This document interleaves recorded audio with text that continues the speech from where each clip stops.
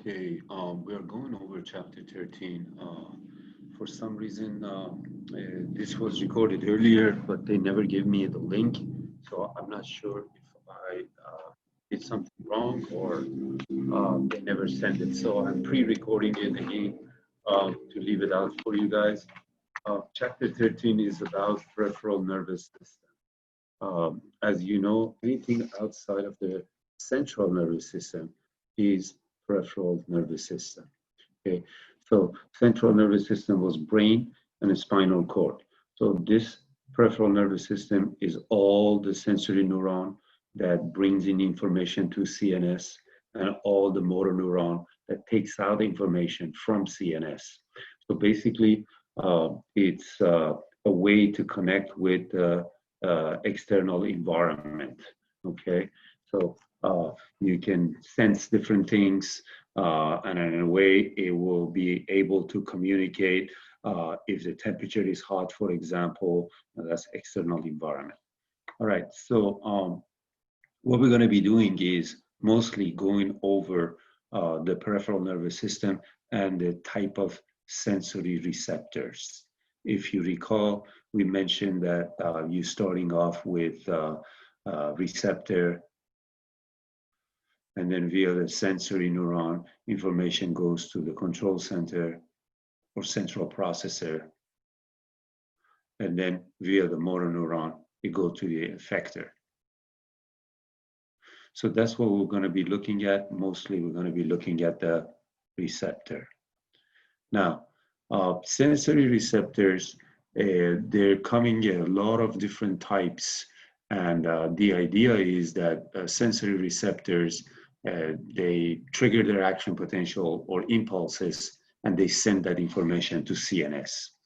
Interpretation, making a sense of it, the perception of it, all of that happens in the central nervous system, in particular the brain. If the temperature is hot, that information goes into the brain. Your brain hypothalamus is able to figure out, for example, the whether it's getting hot or cold. Next up, we wanted to take a look at how do we classify the receptor. If you go to a library, everything is classified based on different ways. Like, for example, books can be classified based on the author. Books can be classified based on the topic or the subject. So in the computer system, you can look up a book based on several different topics or author or the year, things in that nature. So there are different ways to categorize the receptor. All right, the books. Similarly, for the receptors, we wanted to be able to classify them so that way we can study them. The one way of the classification is based on the stimulus type. How do they get stimulated? All right. So these are as follows: mechanoreceptors. Mechanoreceptors, they respond to touch, pressure, vibration, stretch, itch. So again, think about where you have those. If you're touching an object and so on, that's your mechanoreceptors. If somebody tapping your back wanted something from you, that's vibration and touch and pressure changes. Those are the mechanoreceptors.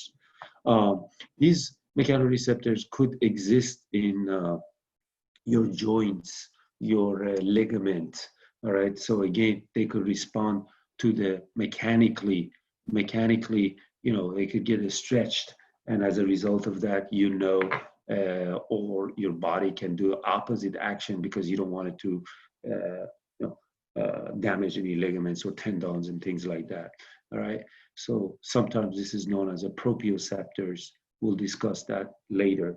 What's important in here is that mechanoreceptors are involved in our hearing and the balance and coordination. All right.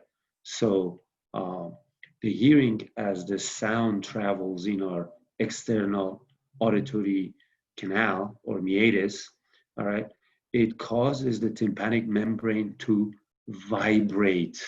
And as a result of that, there is a fluid that goes on the run and inside your cochlea, which is hearing sensory receptors are located. So it's generates by movement of the hair cells inside. Now, if you didn't have that lecture, just understand that the hearing sensation is a part of mechanoreceptors. Similarly, your balance. Next type of stimulus is the temperature, right? So obviously these receptors are sensitive to changes in temperature. If you're taking a shower, for example, you could, monitor and figure out the water is cold or hot before you go in, right? Because you have these thermoreceptors everywhere throughout the body, okay? Next up, you have photoreceptor. These are the sensory receptors that they respond to the light energy. So mostly concentrated in the retina. You probably remember from your anatomy. These are where the photoreceptors are located. Two types of photoreceptors, rods and cones. Cones is for colors, cone is for clear images, cone is for central vision. Rods is for peripheral vision. You see kind of like in dim lights, and mostly important in picking up movements, all right? They really work when there's not much light availability. So light intensity, colors, movement, pictures, all of that can be picked up by these type of receptor, photoreceptors. They detect photon. Next up, we have chemoreceptors based on a stimulus type. All right. So these are the chemicals that we can detect in our environment, such as a smell. All right. There are chemicals in the odor, for example, that goes into your nose. All right. And you'll be able to, pick them up and again, send a signal to the brain, and the brain can interpret it as a smell of food or a smell of flour or whatever the case might be. Taste is also chemoreceptors. Most of these chemicals, they need to get dissolved in the environment. In the smell, there's a mucus lining, and in taste, you have saliva. All right. So whether it's sweet, whether it's sour, whether it's salty, whether it's bitter, these are the chemicals in our environment and in our food, in whatever you put in your oral cavity, and they're able to detect that. So these are chemicals, so it's chemoreceptors. So there you have it. Those are based on the stimulus type. Next up, we're gonna go ahead and categorize receptor based on location. You have two locations. One of the location is called extroceptors. Extra means exterior, outside. Extroceptors are the receptors that are usually towards the surface of body. All right, and they're sensitive to touch. So again, based on a stimulus type, this could be mechanoreceptors, say as this one, same as this one, but we're talking about the location now. So the location of these are towards the surface of the body. So this is the reason why you could detect the slightest thing that touches the surface of your skin. All right, pain and temperature are the same way as well. Right, so some of our special organs have the extroceptors as well, like photoreceptors. I mean, they're towards the surface of the body, right? So again, you could think about that.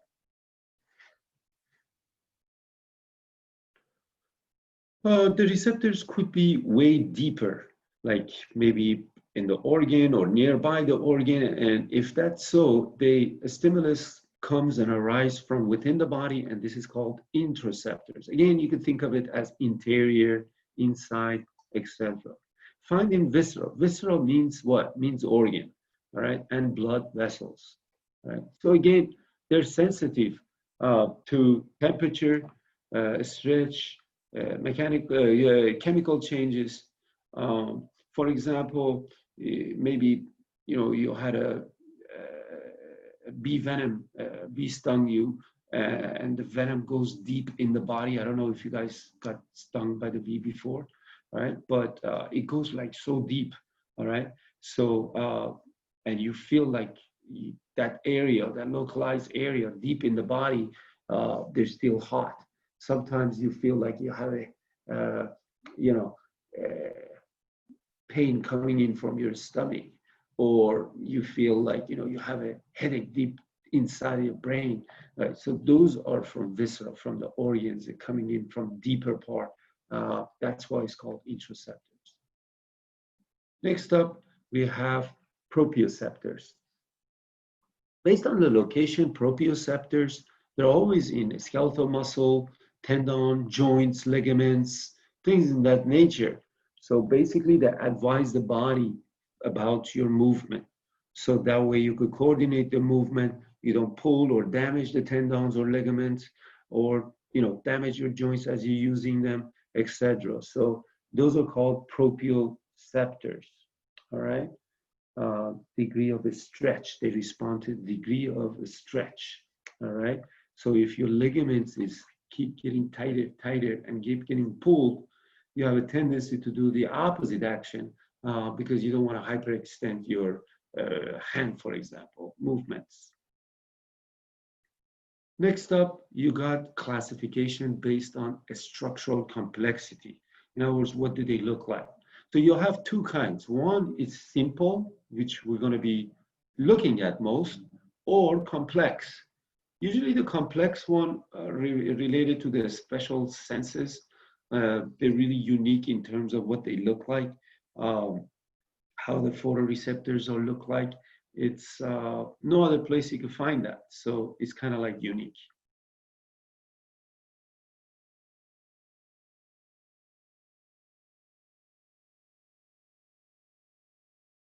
All right, so based on the simple type, again, there are two subcategory of them. They are known as encapsulated or unencapsulated. What is that referred to? Is mostly they have like a structures around the nerve. And if they do like a connective tissue, then we call it encapsulated. Meissner corpuscle and Pacinian corpuscles are like that. I'm going to show it to you in a minute.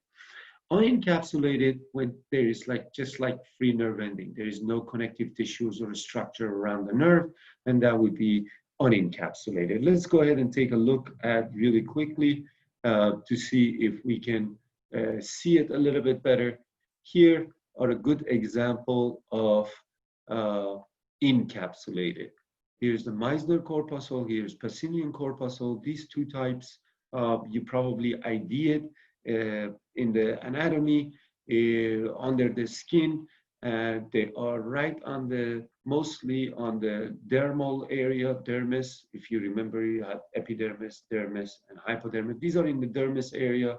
And again, based on their location, there are extraceptors. They are towards the surface on the skin, for example, mostly.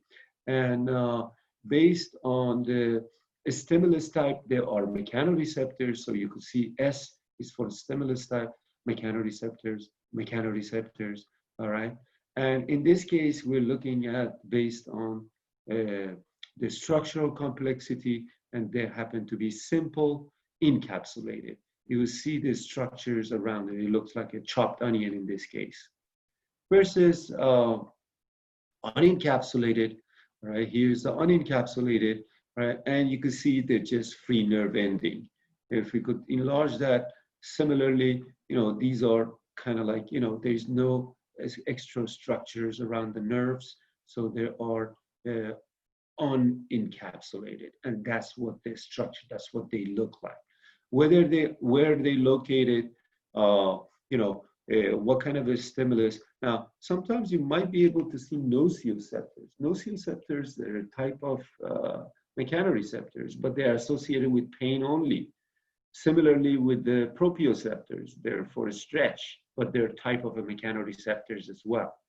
So again, a book could have a topic of physiology, a particular author like Marib, your author of your book, can wrote it, so there are many other physiology books with different titles and so on. And the title is anatomy, physiology, and so on. So as you can see, my point is that a particular receptor can be categorized so many different ways, all right?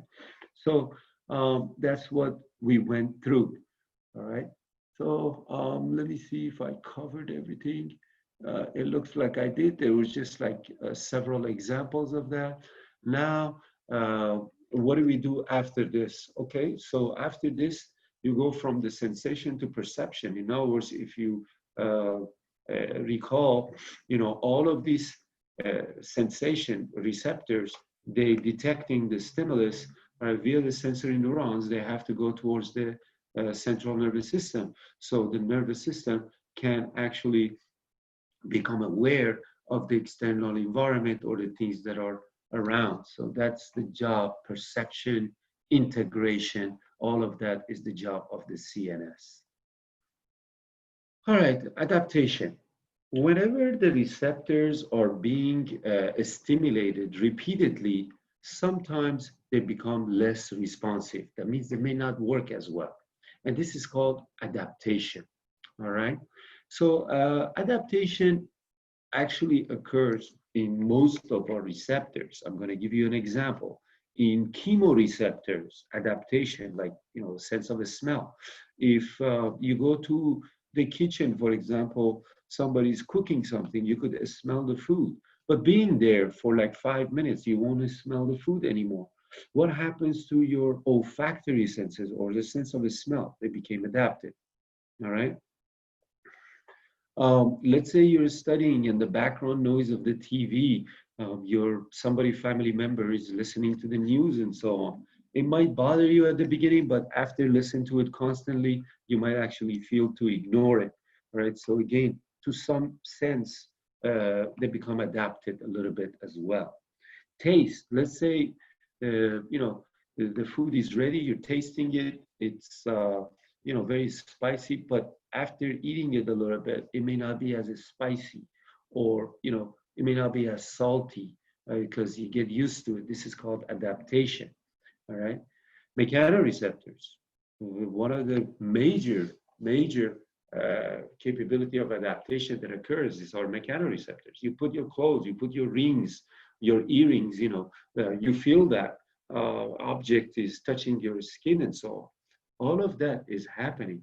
So, but very soon it's like part of your body. You don't even feel it anymore. These are all adaptation. All right. So again, um, two things. Adaptation could be in dark light. So your photoreceptors, they're subject to adaptation as well. If you go to a dark room, all of a sudden from area that was really light up, your eyes need to get adapted. All right, and it will. So to understand this part, your receptors are being stimulated constantly, repeatedly, and then they become less responsive. All right. Uh, Two of the receptors that they do not exhibit that much of adaptation. One is nociceptors. Nociceptors happen to be for the pain, and we discussed this earlier, right here. Nociceptors for pain. You don't really get adapted to pain. Now, pain or nociceptors could be a type of mechanoreceptors, but we don't get adapted uh, that well. Let's say you're doing gardening and something went into, or a nail went into your skin, it's going to bother you and it's going to be pain for quite some time unless you go and pull that nail out. All right, then probably it's going to be less painful. The idea is that if you get adapted to that condition, all right, then you never attend that pain, and it could lead to infection, another problem. So it doesn't make sense to get adapted, because the body wants to get informed about the things that we're doing and so on. Another one that I could think of is proprioceptors. Proprioceptors are, remember, proprioceptors are for responding to the degree of a stretch. So again, these are mostly in joints, in ligaments, and your ligaments, if you pull it and you keep pulling it and you keep pulling it, eventually it's going to get damaged and ruptured. All right. So again, if your ligaments is stretching and so on, let's say you're working out or whatnot, it doesn't get adapted. So, when it gets stretched, it gets tighter. And again, they have a different response. You're not going to get used to it, because if you do, you might actually damage your ligament, you know, damage your tendons, etc. So that does not happen. Interestingly enough, what do you think uh, thermoreceptors are actually, do you think that one is subject to adaptation or not? Thermoreceptors, detecting heat or cold. To some extent, yes. If you jump into the pool and it's super cold at the beginning, once you're in there, it may not be as cold. You just got adapted, or vice versa, right? You could just put it like a little bit of warm water on a beaker and stick your fingers in there and leave it there. After a little while, you notice like it's not as warm as first you put it in, all right? So yes, thermoreceptors are subject to adaptation as well, all right? So that's the phenomena of adaptation. Next up, we wanted to take a look at classification of the nerve. Classification of the nerve based on mostly directions and whatnot. It'll be either sensory, motor division, or mixed, both. So sensory or afferent division, remember, carry impulses towards the CNS. So again, you have from a receptor via the sensory neuron or afferent fibers, you take in information to the central nervous system. For example, you are driving your vehicle, all right, and all of a sudden you see the red light. Red light, you see the red, your photoreceptors detecting that information is going to go to the brain. And again, on the visual association area located in the occipital lobe, you're able to, interpret that as, you need to press down on the brake. Red means the stop. And via the motor division, the impulses or efferent fiber, E for exiting, A is for arriving. This information or impulses exit from the CNS towards the effector organs, obviously. So that would be motor. Mostly the effector organs would be your muscles and glands. So at this point in time, red means a stop. So information got out of the central nervous system, reaches your muscles of the legs, and as a result of that, you stepped on the brake, all right? So sensory and motor fibers carry impulses to and from the CNS. This is most most common type of a nervous system. So this is mixed, like when we're talking about the both of them together and so on. All right. So the mixed nerve, you can have either somatic, the ones that we have control over it, or autonomic, the ones that automatically happen. So somatic afferent, information is coming in. Somatic efferent, information is leaving. Again, we have conscientious control. This could be towards the skeletal muscle, for example, that we can, the good example of that would be an example of seeing a red light and you stopping. Visceral afferent and visceral efferent. Visceral means organ. Now, it could be different things now. Visceral afferent, take a look at the chapter 14. You may get a little bit more information about this. But let's say all of a sudden your heart is increasing in rate or decreasing in rate, or, there's a smooth muscles of the blood vessels changing in terms of their diameter and so on. It's a similar ideas, except that you're going into the organ, it's information coming in for the organ. Let's say your stomach is upset, is moving, information is coming in from the stomach into the brain. You can interpret that your stomach is being upset, and as a result of nerve firing back to the stomach, your stomach might be rumbling or making movements or even sometimes sounds. All right, so that's the idea on the peripheral nervous system. Let's go ahead and take a look at reflexes. Reflexes We can generally categorize it into two types. One is inborn, or you are born with it. This is also known as intrinsic, or it could be learned or acquired. All right. Learned and acquired require previous experience. Many of the athletes, they know how to dribble the ball. If we're talking about, like, basketball players or soccer players, martial art, these people, they have very quick reflexes for whatever they do. Whether you're, hitting the ball with your racket, if you're playing tennis and so on, these are acquired. You're not born with it. Okay, you need experience, you need practices, and that's what they do all their life. I'm talking about top-notch athletes. As far as inborn or intrinsic goes, you're born with it. All right. If you touch a pot that is super hot, you let go right away. You didn't need to have experience regarding that. It happens automatically. All right. So intrinsic means we are born with it. Okay. So again, it involves only the peripheral nervous system and the spinal cord, or it could involve the higher brain function as well. All right. So we're going to talk about the reflexes and the component of the reflexes and a good example of a reflex. So let's go ahead and take a look at reflex arc and 5 components of it. For one, you should have a site of a stimulus, which is a receptor.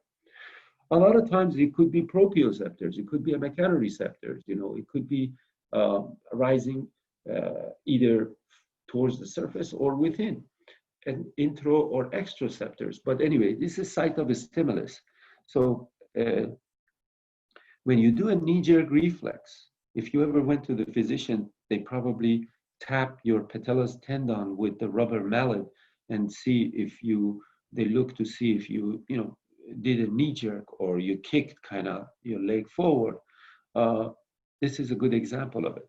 So sensory neuron is next. The receptors communicate with the sensory neuron. Sensory neuron takes this information towards the central nervous system, most likely the brain or spinal cord. Integration center, making a sense of things. Again, there could be monosynaptic, that means only one nerve with another can communicate. Here's one nerve, here is another nerve, that's monosynaptic. Or it could be polysynaptic. Example of polysynaptic, again, they could communicate with, again, look at the neural pool, you'll see it. You could have many different areas and so on that they're communicating with one another, all right? Or similarly, they could have many inputs, one output, or vice versa. Anyway, polysynaptic means that they have many synapses. Right here is a synapses. There are many synapses that they are communicating with. The next one is a motor neuron, information exiting the central nervous system. And then finally, you have the effector, which is pretty much the muscles and the glands that we've been discussing as well. Let's take a look at this scenario. It looks like a nail went into the skin, all right? Here, you probably have a certain type of receptor, pain receptor, detecting that. This is probably nociceptor. Here, you have a sensory neuron. That's number 2. Number 3 is integration center. In this case, the pain is going to the spinal cord. Via the interneuron, it goes from one area to another. And then communicating with the motor neuron, that's number 4, all right? And number 5 is the effector, in this case, your skeletal, your leg, if you're stepping on the nail and you're taking your foot off of that nail, all right? So was this, you think, inborn, all right? Or was it something that you learned through experience? For the first time, accidentally you step on the nail. What do you think? All right. What do you think? What kind of receptor do you think this one is? Is it learned or acquired, or is it inborn, intrinsic? You can pause the video if you want to see if you guess right. All right. Correct. It is inborn. So if you had that, congratulations, it is inborn. You do not need to have experienced this before. Object is painful, right away you take your foot or your skin away from it, and that's what will happen. But let's go back and just like a little bit have fun with this, and to reiterate what we learned, we could simply talk about the receptor now. I wanted to use this as an example of what we've been discussing. So detection of the pain based on a stimulus type, where would you put that in? All right, so again, pause the video and go back to this particular slide to choose from. These are all based on the stimulus type. Which one of these apply when you step on the nail? It's mechanoreceptors. That's right, mechanoreceptor. Is it thermoreceptor? Not really, because you don't, the scenario doesn't say like, you felt the nail being cold as it penetrated through your skin. So it can't be that. It can be photoreceptors. You're not looking at it, all right? You accidentally stepped on it. And it's not chemoreceptors either. I mean, the smell and the taste and changes in blood chemistry, oxygen, carbon dioxide, things in that nature are chemoreceptors. This is none of it. All right, so it'll be mechanoreceptors based on the stimulus type. Same scenario. Can you guess based on the location? Where could it be? You have these to choose from. Extraceptors, interoceptors, and proprioceptors. Which one do you think this scenario would be? Well, it looks like it's towards the surface of the skin, so I will put it under the category of extraceptors, all right? It's towards the surface of the body, all right? So that's what I would categorize this as in terms of the location. How about based on the structural complexity? Is it simple or is it complex? Well, we say complex ones are just unique to the special senses. So it's got to be simple. Now, you have two things to choose from. Is it unencapsulated or is it encapsulated? Does this have a free nerve ending or it has, connective tissues around it? So again, in this example, it's probably free nerve ending.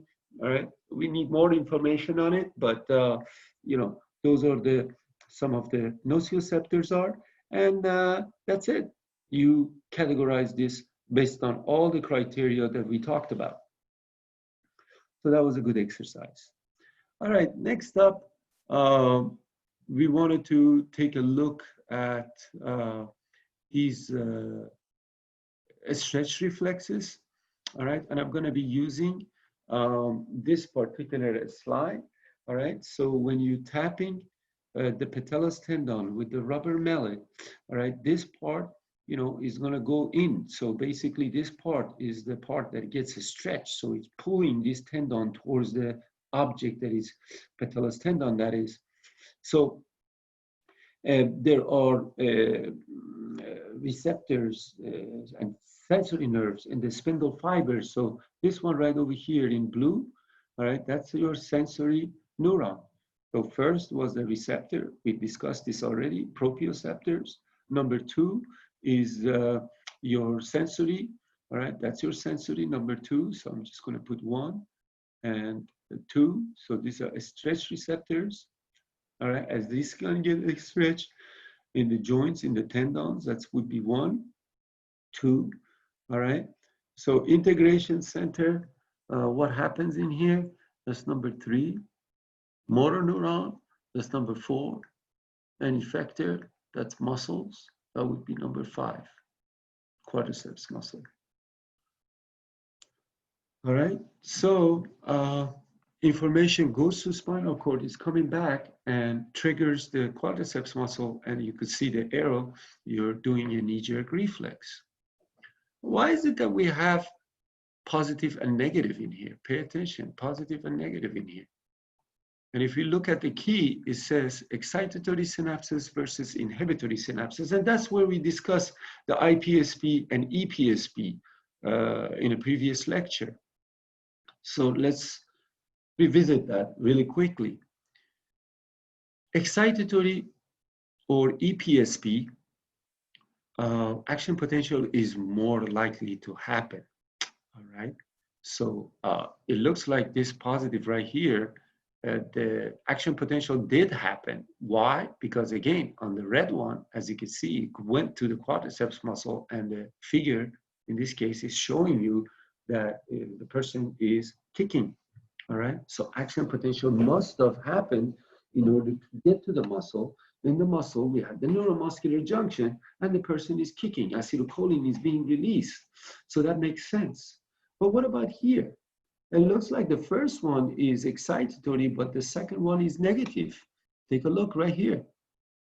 So this one, again, think about the positive one as some of the neurotransmitters that have excitatory, effect. And think about the negative neurotransmitter that had inhibitory effect. What were they? Do you guys remember?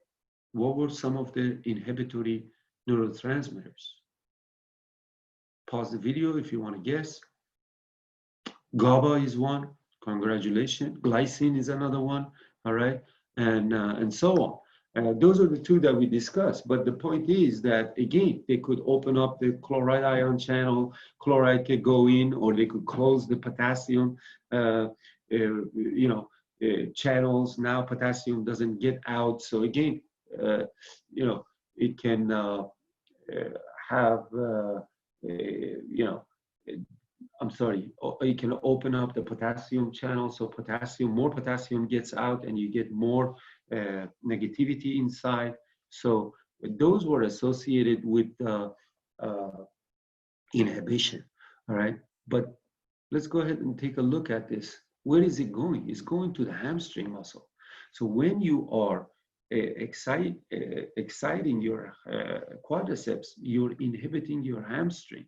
So you could do the extension, for example, or opposite would be the flexion. So again, we discuss in anatomy, these muscles are called antagonistic muscle. They do opposite thing because one is stimulated, the other one is the other one. So antagonist muscle, all right? And there is a reciprocal inhibition as well. So in other words, sometimes you might actually trigger the other leg not to move or do certain things and so on. So this is talking about, this could be like, when you're stepping on the nail and all of a sudden you lean on the other leg to balance your bodies and whatnot. So that's reciprocal. You do not need to worry about the developmental aspects of the peripheral nervous system. At this point in time, we're not going to talk about the development and the embryonic development and all that. That's kind of like a little bit more complicated. Right now, we're not going to be talking about it. There you have it. These are the important. What I would do, I would come up with a scenario and then think about, for the practices, and think about, what do you think those receptors might do? Categorize them. Say, for instance, you are licking an ice cream. If you having an ice cream, all right, go through it based on the stimulus type. What do you think that one is? All right, is it mechanoreceptors? Maybe. Why? Because you're feeling the texture of the ice cream. Is it thermoreceptor? Obviously, you're detecting the temperature. Is it photoreceptors? Well, I don't know. It depends on the question. But if you're looking at your ice cream and licking it, maybe. Is it chemoreceptors? Yes. The molecules inside of your ice cream, as they get dissolved, you pick them up, whether it's the sugar or sweet, whether it has a certain flavor of vanilla. Those are the chemicals that you detect. So these are all based on the stimulus type. Now you can go ahead and take a look at it. You're having an ice cream. Do you think this is extraceptors or intraceptors? I would say it's mostly extraceptors because, again, the thermoreceptors on the surface of your tongue detecting the temperature, right? But if you have like a whole chunk of ice cream, which again, on this example, it didn't say so, but you're having like a big bite of ice cream and you're swallowing it and you feel like, you know, that cold temperature going through your esophagus, right? Sometimes people use a term brain freeze or something, is actually, you know, cold things going down your esophagus. Yes, it could be interoceptors as well. Really, you have to pay attention to the scenario to see what is this asking, what type of clues they're giving you, and so on. And in terms of a structural complexity, again, it'll be simple, and most likely it will be, unencapsulated, and because it's a temperature changes and so on, and that would be mostly unencapsulated. But I just wanted to give you a scenario. You would think about another scenario that you're doing today, right now, all right?